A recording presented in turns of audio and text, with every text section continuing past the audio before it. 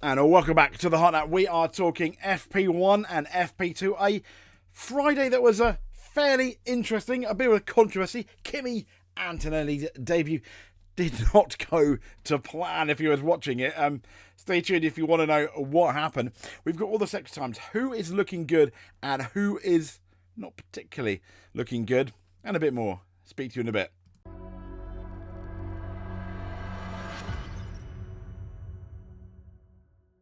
So Kimi Antonelli, yes, before we get into our FP1 and FP2 times, let's have a look, shall we, on what happened, if I'm honest. The whoops-a-daisied.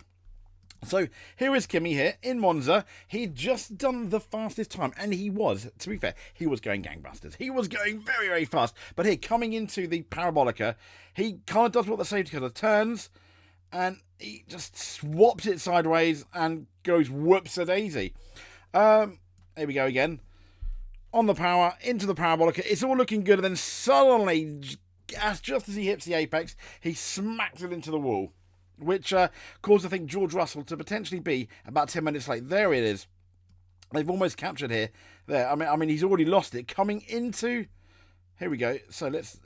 He's already lost it. They're coming into the Parabolica, potentially taking too much speed, turning too much. Bearing in mind, it is FP1 and the track is going to be green, as I say. Green, meaning there's not that much grip on the actual track.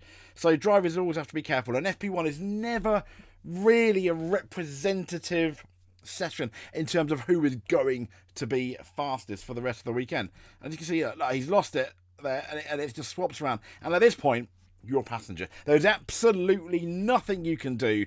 And yeah, he swaps it around, and well, there we go. He's heading to the scene of the accident, the scene of the incident.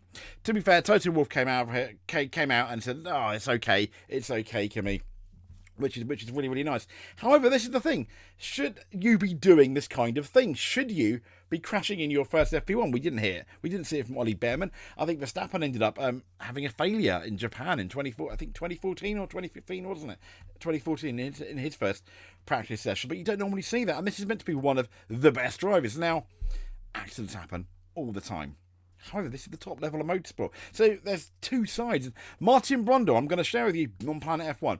He has, according to Planet F1, he slammed Kimi Antonelli's approach with a triple impact claimed from the Monza crash.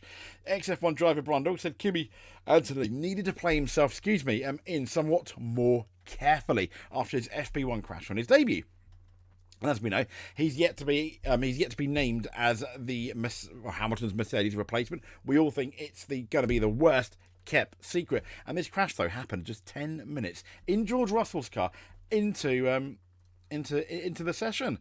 He lost the rear, as we know, going to the Parabolica, slamming him. Now, Brundle, in his opinion, Antonelli needed to exercise greater caution and build his way into the session. I kind of agree. He said it was the last thing he or the team needed. Yes. He said they haven't got any data. They were running new parts on the car. The car is damaged, and his confidence will be damaged. Mercedes want to present him as a star of the future. He said he pushed very, very hard early on. He'd just gone purple in the second sector, slightly, fractionally ahead of Lewis, and he was expecting too much too soon.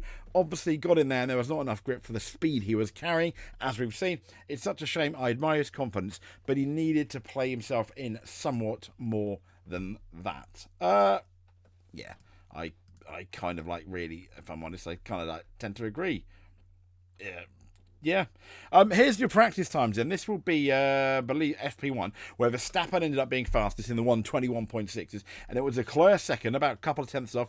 Norris, Sainz, and Bottas were your top five. Bottas not doing too bad in fifth. Bear in mind they also have the Ferrari engine and the Ferrari suspension. I think the Ferrari gearbox. And then you had Piastri, Hamilton, Albon, Perez, and Alonso.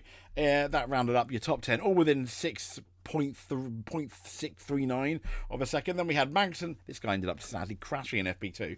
Ricciardo, Tsunoda, Gasly, Zhou, Stroll, Colapani. I've got to get his name wrong, but the new Williams driver. Yeah, fairly solid. He went off, didn't he? He had a bit of a fumble, but not as bad as Kimi Antonelli. And obviously he had FP2. Hulkenberg and yeah, it's rounding up.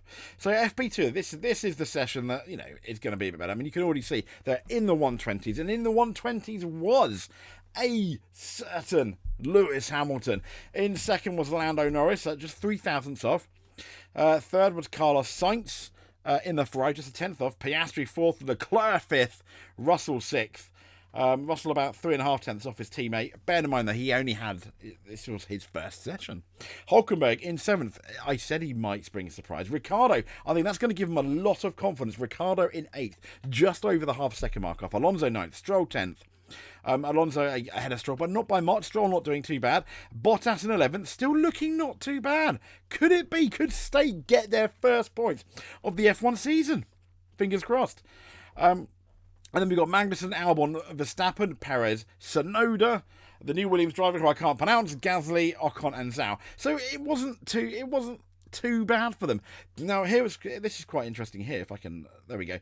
That is the sector rankings for FP2.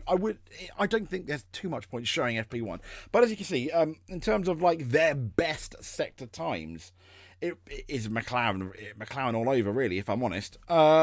Followed closely by Ferrari. Now, I see you here, Red Bull all the way down.